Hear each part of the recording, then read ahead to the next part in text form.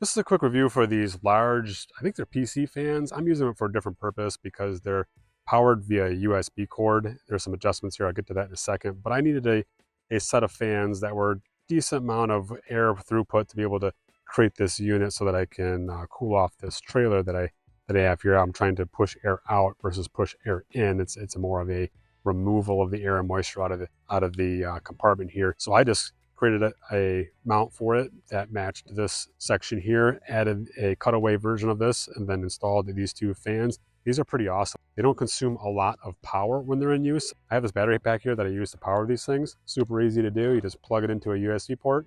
It's already going. There's a power button here. You can tell that it's on because there's a green light.